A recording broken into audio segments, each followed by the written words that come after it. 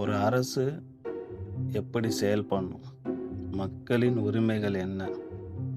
அதிகாரங்கள் எப்படி பகிரப்பட வேண்டும் என்பதை கூறும் அடிப்படை ஆவணம்தான் இந்திய அரசியலமைப்பு சட்ட புத்தகம்.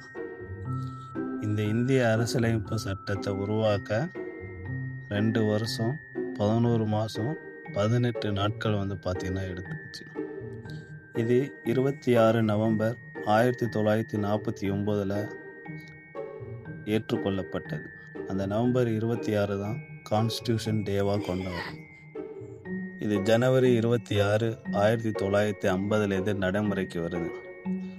மத்திய அரசு மாநில அரசோட அதிகாரங்கள், குடிமக்களின் அடிப்படை உரிமைகள், அரசின் அமைப்பு, நீதித்துறையின் பங்கு, தேர்தல் நிர்வாக முறைகள், இது எல்லாத்தையுமே விளக்க தெளிவாக கூறுகிறது.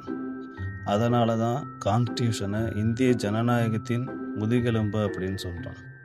இந்த கான்ஸ்டியூஷன் இல்லைன்னா ஒரு நாடு எப்படி இயங்கும்?